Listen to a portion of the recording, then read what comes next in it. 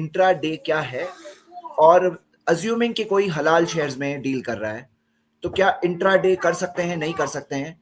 कई एक बहुत ही कॉमन क्वेश्चन है जो आमतौर पे लोग पूछते हैं। तो अल्हम्दुलिल्लाह आज डॉक्टर नसीम भी मौजूद है हमारे साथ। मैं आप सबके सामने तफसीलात रख रहा हूँ कि क्या होता है और इसके अंदर उलमा के आमतौर पे फतवे क्या है इस ताल्लुक से। देखिए, इंट्रा डे के अंदर हम देखते हैं कि दो तरीके होते हैं शेयर्स परचेज करने के, और जो लोग शेयर मार्केट में डील करते हैं वो लोग इस बात को तो अच्छी तरह जानते हैं कि एक होता है डिलीवरी ट्रेडिंग और एक होता है intra day trading. Delivery trading में क्या होता है कि डिलीवरी लेता है, यानी कि एक शख्स उसे इन्वेस्टमेंट के मकसद से लेता है, या चाहे वो जो भी मकसद हो वो उसकी डिलीवरी भी ले रहा है, लेकिन यह है नॉर्मल तरीका। इंट्राडे में क्या होता है, इंट्राडे की बात समझने के लिए हमें थोड़ा सा इस बात को अंदर दो चीजें समझनी होगी। पहले आपको पता है पेपर शेयर्स के जो पेपर्स होते थे जिसके अंदर ओनर्स के नाम चेंज होते थे, तो T+5 ट्रांजैक्शन के दिन +5 दिन बाद जाके चेंज होता था। फिर जो T+5 से 4, 3, 2 अभी 1 की भी बात आ गई है कुछ टाइम से, यानी बाद शेयर्स 1 डे में भी होते हैं और 2 डेज का भी, 1 to 2 डेज में शेयर्स अपने डीमैट अकाउंट में आ जाते हैं। तो उससे पहले कहाँ होते हैं, उससे पहले होल्डिंग में होते हैं, लेकिन डीमैट अकाउंट में उसके बाद आते हैं। तो यहां पर ये जो T+1 का मतलब आज अगर खरीदा तो उसे डीमैट अकाउंट में आने में 1 दिन 2 दिन लग जाते हैं। तो क्या सबसे पहला मसला जो है इंट्राडे ट्रेडिंग के अंदर वो क्या है कि उसी दिन में सेल होना है।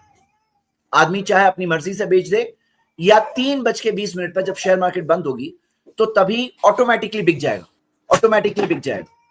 अब इंट्राडे ट्रेडिंग लोग क्यों करते हैं, इसको समझने के लिए और इसका जो क्या मसला है समझने के लिए हम लोग पहले ये देखेंगे कि इंट्राडे के अंदर क्या मामला होता है। हमने कुछ तफसीलात देख लिए, तो हम ये देखते हैं कि इंट्राडे ट्रेडिंग के अंदर नंबर 1 बात यह है कि एक पर्सन के पास उसके डीमैट अकाउंट में वो चीज आती नहीं है, शेयर नहीं आता है। सेकंड दो ये कि उसका इख्तियार नहीं होता है, उसका इख्तियार नहीं होता किस चीज में, कि वो एंड ऑफ द डे उसका शेयर बिकना ही है, वो बिकना ही है। तो चलिए यहां तक की बात हम शेख नसीम से को भी साथ में लेकर हम लोग डिस्कस करते हैं और फिर मैं इसके आगे की तफसीलात दूंगा।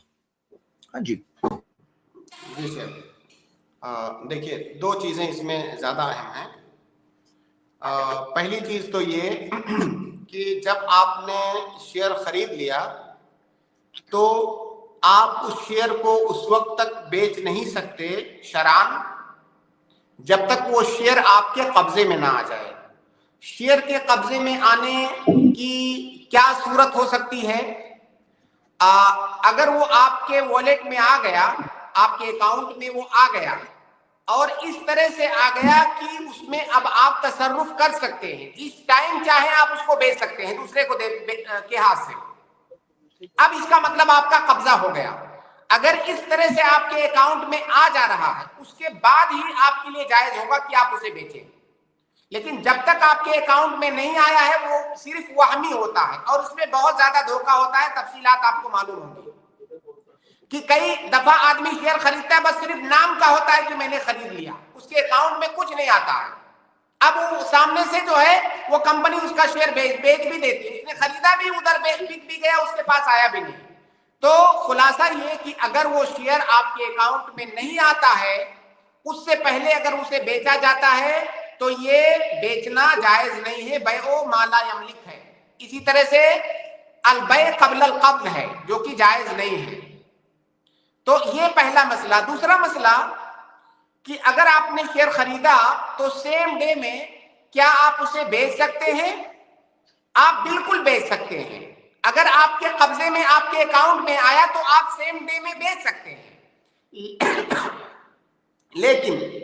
लेकिन अगर उस कंपनी की जानिब से इस तरह की शर्त है कि अगर हमारी कंपनी में आपने शेयर लिया तो एंड ऑफ द डे आपको बेचना ही होगा, अगर आपने नहीं बेचा खुद से तो हम बेच देंगे, ये शर्त जायज नहीं है।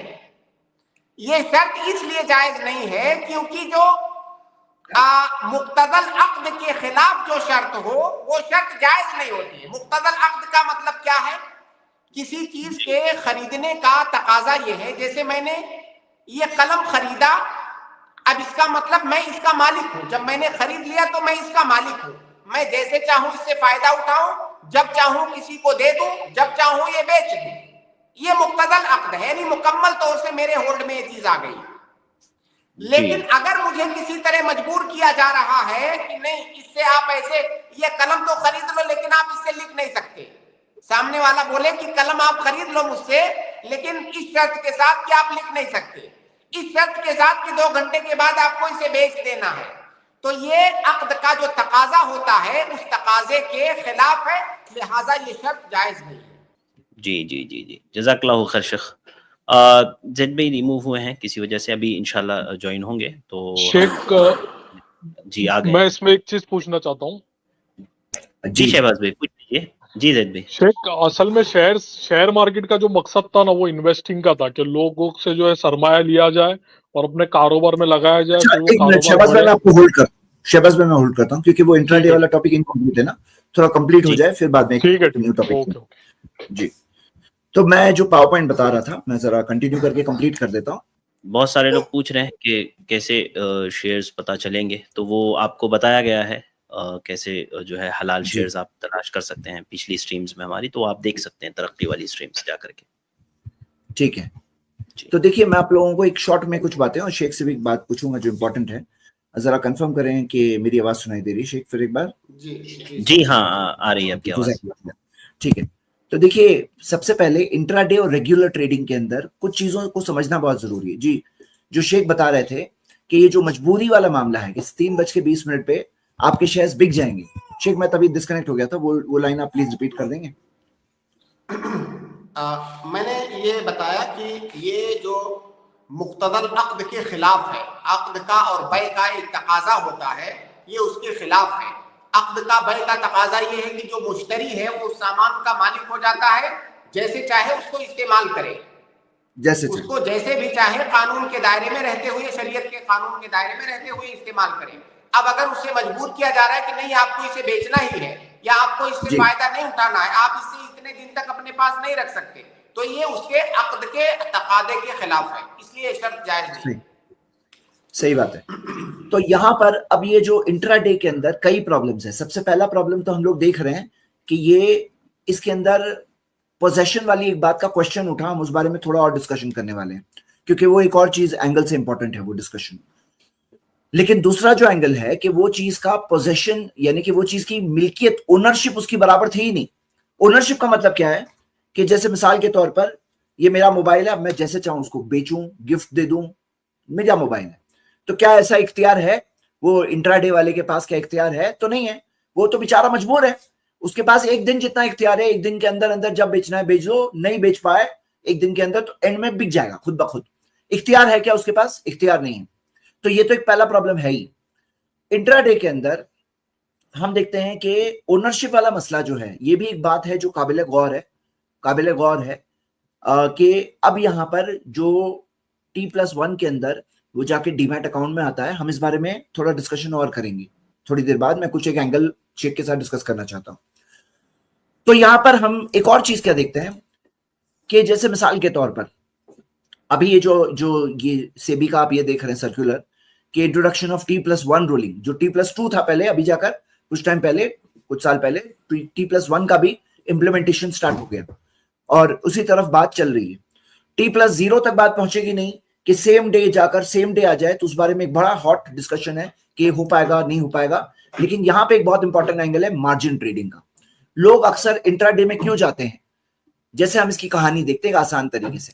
सपोज करो कि एक मिस्टर ए है जो 1 लाख रुपए लेकर शेयर मार्केट में गए, उन्होंने अपने शेयर्स खरीद लिए, 1 लाख रुपए का इन्वेस्टमेंट है उनका। मिस्टर बी क्या करते हैं? Margin money. होता क्या है इंट्राडे के अंदर, शेख आपको भी सब लोगों के लिए, कि इंट्राडे के अंदर क्या होता है, अप टू 5x लेवरेज मिलती है। Up to 5x leverage. 5x leverage का मतलब क्या? ब्रोकर कहता है कि तुम्हारे पास तो है 1 लाख, लेकिन तुम 5 लाख के शेयर्स खरीद लो। बाकी 4 लाख कहां से आए? बाकी 4 लाख वो ब्रोकर किसी तरह से अरेंज करता है, उसके मेथड्स होते हैं। और हकीकत में यहां पे एक दूसरा प्रॉब्लम होता है कि इसके अंदर फाइनेंशियल इंस्टीट्यूशंस वगैरह इन्वॉल्व होते हैं, उनका इंटरेस्ट एक तरह से इन्वॉल्व होता है। ब्रोकर ये क्यों कर रहा है? ब्रोकर आपको 4 लाख एक्स्ट्रा क्यों दे रहा है? क्योंकि अब आप 1 लाख नहीं खरीदोगे, आप 5 लाख के शेयर्स खरीदोगे और 5 लाख के शेयर्स बेचोगे, यानी उसको डबल पैसे वो मिलने वाले, खरीदने वाले भी बेचने वाले भी, और 1 लाख के नहीं मिलने वाले, उसको 5 लाख के मिलने वाले। लेकिन सवाल क्या है, इसका फर्क क्या पड़ता है? इसका फर्क ये पड़ता है, अब ये 1 लाख का इन्वेस्टमेंट जिन्होंने किया, सपोज करो शेयर्स की वैल्यू हो गई 1,10,000, तो इनका प्रॉफिट कितना हुआ? 10,000 का प्रॉफिट हो गया। लेकिन जो लेवरेज के अंदर जिसने 1 लाख लेकर गया था, लेकिन 5x लेवरेज के साथ में 5 लाख के शेयर्स खरीदा था, वो 5 लाख के शेयर्स हो गए 5,50,000 के, तो इसके पास कितना नफा हो गया? 50,000 का प्रॉफिट हो गया। अब लोग उस लालच में होते हैं कि इंट्राडे के अंदर एक ही दिन के अंदर अंदर मैं अपनी कैपेसिटी से 5 टाइम्स ज्यादा का बिजनेस करूंगा, 5 टाइम्स ज्यादा बेचूंगा और 5 टाइम्स ज्यादा नफा कमाऊंगा। लेकिन नफा कमाने के साथ एक और चीज होती है, नुकसान भी तो होता है। सपोज करो 10,000 वैल्यू कम हो गई, 1 लाख की शेयर्स की वैल्यू 90,000 हो गई, तो इनका 10,000 का लॉस हो गया मिस्टर ए का। लेकिन मिस्टर बी जो लेवरेज यूज कर रहे हैं, उनका क्या हो गया? 50,000 का लॉस हो गया, यानी नफा भी ज्यादा, नुकसान भी ज्यादा। अब उनके वो जो 1 लाख है, वो एक तरह से उसके अंदर से ही एडजस्टमेंट होगा, यानी 50,000 का लॉस हुआ तो वो 1 लाख लेके गए थे, अभी 50,000 उनके हाथ में बच गए, 50,000 का लॉस हो गया। कमाने के लिए 50,000 कमा लिए, गवाने के लिए 50,000 गवा दिए। अब ये जो 5x की लिमिट है, इसके अंदर भी आप देखोगे कि ये लिमिट जो है 5x की सितंबर 2021 में हुई, जब सेबी ने आकर के उसके अंदर रोक लगाई। नहीं तो मार्जिन मनी 40 टाइम्स 50 टाइम्स तक मिल जाता था। आप देख रहे हैं ये आर्टिकल में 40 टाइम्स, यानी आदमी 1 लाख लेकर गया है, 40 लाख का ट्रेडिंग कर रहा है। अब आपके जहन में आया होगा शायद कि अरे 40 लाख की ट्रेडिंग कर रहा है तो वो ब्रोकर को क्या डर नहीं होता कि वो 40 लाख पे नुकसान करेगा? तो नहीं, उसके अंदर उन्होंने अपने सेफ्टी मेजर्स रखे कि उसके 1 लाख खत्म हो जाए, 1 लाख तक नुकसान कर सकता है, यानी पूरा 1 लाख लेकर गया था, 1 लाख गवा बैठे, वो उसके नुकसान की लिमिट है। हाईली वोलेटाइल मामला होता है, एक दिन के अंदर अंदर वो एक बिजनेस के अंदर पार्टनर बना, एक दिन के अंदर अंदर मजबूर है बेचारा कि वो एक दिन के अंदर अंदर बेचेगा। अब इसके अंदर क्या है मामला, ये जो लेवरेज वाला सिस्टम है, इस वजह से लोग इंट्राडे की तरफ अट्रैक्ट होते हैं। उलमा का क्या फतवा है इंट्राडे के ताल्लुक से? तो हम देखते हैं इस्लामिक फिक काउंसिल जो मुस्लिम वर्ल्ड लीग की है, उसका फतवा मौजूद है। उन्होंने कहा कि ये हराम है। किस वजह से? पहली वजह सूद की वजह से, इसमें सूद है, भले ही वो कोई चार्जेस के अंदर बिल्ट इन होता है। नंबर दूसरी वजह ये होती है कि इसके अंदर वो जो कर्ज मिल रहा है वो एक शर्त के साथ कर्ज मिल रहा है। अच्छा, ये टॉपिक मैंने फॉरेक्स ट्रेडिंग के टाइम पर भी लिया था, क्योंकि फॉरेक्स के अंदर भी सेम मसला, लेवरेज वाला, और बल्कि फॉरेक्स से लेवरेज ज्यादा मिल जाती है। यहाँ पे लेवरेज कितनी? 5x तक की लिमिट आ गई। तो यहाँ पर ये कायदा है ला यहिल्लु सलफुन व बैउन, कि हलाल नहीं है। नबी सल्लल्लाहु अलैहि वसल्लम ने फरमाया कि कर्ज और तिजारत, यानी कि आदमी कर्ज शर्त पे दे रहा है कि तुम्हें ये लेना पड़ेगा। अब वो ब्रोकर ऐसे तो नहीं दे रहा है कि जाओ 5 लाख लो, जो भी जरूरत है अपनी पूरी करो, और फिर सामने वाले ने अपने शेयर्स में इन्वेस्ट किया, वैसा मामला नहीं होता है। उस शर्त पे दिया हुआ होता है कि तुम ये शेयर्स खरीदो, उसके लिए है, इसके लिए मैं तुम्हें कर्ज दे रहा हूं। और इसके अंदर कई सारे और प्रॉब्लम्स होते हैं। मार्केट में वोलेटाइल हो जाती मार्केट। जैसे मिसाल के तौर पर ये जो आदमी 1 लाख लेकर गया था, वो 1 लाख जितना मार्केट को हिला सकता है, लेकिन लेवरेज की वजह से 5 लाख जितना हिलाने की कैपेसिटी हो गई। और ये लिमिट आने के बाद, लिमिट आने से पहले तो 1 लाख लेकर के 40 लाख तक का मार्केट को हिला सकता था, यानी कि ज्यादा फ्लक्चुएशंस की वजहों में से एक बड़ी वजह लेवरेज है। एक वजह तो फ्यूचर्स एंड ऑप्शंस थी, एक वजह लेवरेज है। तो ये इस ताल्लुक से हमने बातें देखी। मैं डॉक्टर नसीम से भी सुनना चाहता हूँ, फिर मैं अगले टॉपिक की तरफ बढ़ूंगा जो मैं इसी ताल्लुक से रिलेटेड मौजूद है। जी, जो बातें आपने नकल की मुजम्मा के हवाले से, वो बिल्कुल सही है, परफेक्ट है। कि वो जो बीच में ब्रोकर होता है वो कर्ज देता है। पहली बात तो वो सूदी कर्ज होता है, आदमी जवाज के लिए यही काफ़ी है। दूसरी बात, वो कर्ज इस शर्त पर देता है कि आपको इसे खरीदना है। तो ये बैउन व सलफुन, ला यहिल्लु बैउन व सलफुन के अंदर ये चीज़ दाखिल है कि वो कर्ज इस शर्त पर दे रहा है कि मैं उसी वक्त दूंगा जब आप ये चीज़ खरीदोगे। तो इब्तिदा में ही इसके अंदर 2 खराबियां आ गई, और दोनों की वजह से, किसी एक की वजह से भी ये चीज हराम हो जाती, जबकि इसके अंदर 2 खराबियां इब्तिदा ही में आ गई। जबकि आगे की और जो चीजें हैं बाद में, उसका कब्ज ना होना, कब्ज से पहले बेच देना, या ये शर्त होना कि आपको एंड ऑफ द डे बेचना ही है, वो खराबियां तो बाद में आई। शुरू में ही 2 खराबियां हो गई, बैउन व सलफ, एक ही मामले के अंदर, और दूसरा ये है कि इसके अंदर सूद होता है। शेख, अब यहाँ अहम मसला, जो यहाँ पर जो लोग फिल्ट्रेशन करते हैं उनमें भी इस मौजू पर इख्तलाफ है। तो मेरे ब्रदर्स एंड सिस्टर्स, हमने दो बातें देख ली। इंट्राडे हराम है, number 1 intraday trading, number 2 leverage हराम है। हमने दोनों चीजों देख लिया। अब आते हैं कि किसी ने डिलीवरी तौर पर खरीदा है, यानी कि शेयर्स इंट्राडे सिस्टम से नहीं खरीदा जिसके अंदर एक दिन के आखिर तक उसके अकाउंट से चले जाएगा, बिक जाएगा, सेटल हो जाएगा। अब उसने डिलीवरी ट्रेडिंग कर रहा है, यानी कि वो शेयर्स की को ओनरशिप लेने के एतबार से आगे बढ़ रहा है, लेकिन शेयर्स की ओनरशिप उसके डीमैट अकाउंट में कब आएगा? अगले दिन आएगा। अब यहां पर जो फिल्ट्रेशन सर्विसेज हैं उनमें दो अलग अलग राय है। एक तरफ वो लोग हैं वो कहते हैं कि नहीं, जब तक तुम्हारे डीमैट अकाउंट में ना आए तब तक तुम नहीं बेच सकते। दूसरे तरफ वो लोग वो कहते हैं पैसे तो इसके चले गए, इख्तियार तो इसके पास आ गया है, यानी कि वो जो शेयर्स जो है जो उसके भले डीमैट अकाउंट में नहीं आए, लेकिन उसके अंदर एक और चीज होती है कि उसके शहबाज भाई आप इस बारे में और तफसील भी मेंशन कर सकते हैं कि उसके होल्डिंग में तो आ गया है। अब वो उसे बेच तो सकता है, पैसे भी पूरे लग गए। अब वो जमाना था जब पेपर पे शेयर्स ट्रांसफर होते थे, अब वो सिस्टम से ऑटोमेटिक सिस्टम में तो बात आ रही है, यानी डिजिटलाइज मामला हो गया है और उसको और फास्ट बनाने की कोशिश कर रहे हैं वो लोग। लेकिन पैसे तो आपके अकाउंट से पूरे चले गए, और जो शेयर्स आपके अकाउंट में आए उसके अंदर भाव बढ़ेगा घटेगा, उसके नफे और नुकसान के जिम्मेदार अब आप हो पूरी तरह से, अब किसी और की बात है ही नहीं। तो यहां पे सवाल क्या है हमारा कि क्या उसे अगले दिन का इंतजार करना पड़ेगा, या जिसे कहते हैं BTST, buy today sell tomorrow, हाँ, यानी कि कल तक अगर अपने डीमैट अकाउंट में आया तो कल ही बेच पाएगा, या हो सकता है कभी कभार 2 दिन बाद अकाउंट में आए तो 2 दिन बाद बेच पाएगा। तो यहाँ पे सवाल क्या है कि इस बारे में कौन सी राय ज्यादा मजबूत होगी, किस तरफ हमें लोगों को गाइड करना चाहिए? जी शेख।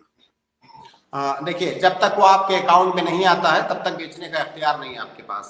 अकाउंट में ना आने का सीधा मतलब है कि आपके कब्ज में नहीं आई वो चीज।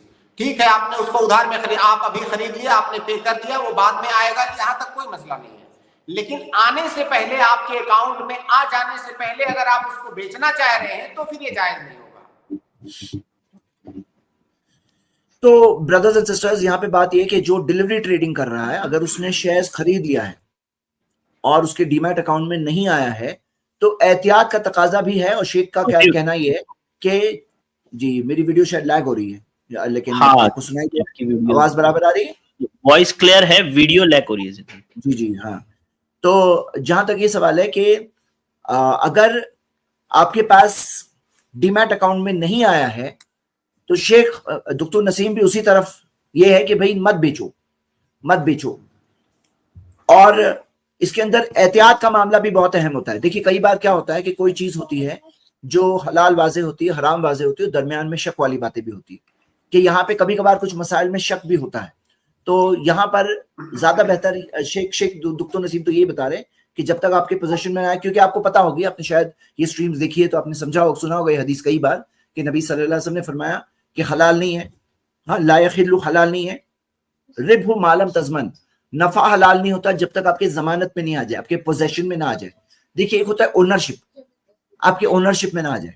कि जैसे मिसाल के तौर पर मैंने खरीदा दिल्ली से कोई चीज, अब दिल्ली से मैंने खरीद लिया, वो निकल चुकी है वहां से, मैंने ओनरशिप मेरी हो गई है, मेरे नाम पे बिल बना है, और ट्रांसपोर्ट में अगर कुछ हो गया तो नुकसान का मालिक मैं हूं, मेरी ओनरशिप है, लेकिन मेरे पोजीशन में नहीं आया, मेरे हाथ में नहीं आया, मेरे पोजीशन में। आवाज ये भी आपकी रुक रही है, थोड़ा सा वॉइस भी ब्रेक हो रही है अभी आपकी।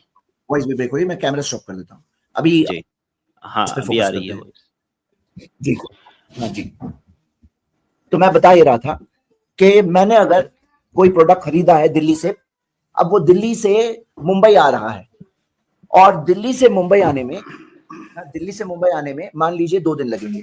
अब वो मेरा हो गया, मैंने उसे खरीद चुका हूं, पेमेंट भी किया हो नहीं किया हो एक अलग टॉपिक है, लेकिन सवाल क्या है कि यहाँ पर रास्ते में अगर उसे कुछ हो गया तो मैं ही पूरी तरह से जिम्मेदार हूं। लेकिन पोजेशन नहीं है, तो पोजेशन जब नहीं है तो फिर क्या होगा?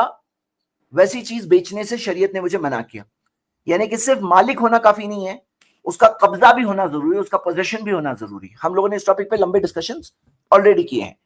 तो यहाँ पे उसी कायदे के तहत शेयर्स जब तक आपके डीमैट अकाउंट में ना आ जाए तब तक ना बेचें, ये बात आपके सामने रखी जा रही है। उम्मीद करता हूँ कि बात सब लोगों के लिए वाज़ेह हुई होगी। अगर किसी के लिए कोई प्रॉब्लम है, कोई चीज़ कंफ्यूजिंग है, तो आप लोग पूछ सकते हैं इंशाल्लाह सवाल जवाब के दौरान, अभी जो स्टार्ट हो रहा है। इंशाल्लाह, इंशाल्लाह। जज़ाकल्लाहु खैर।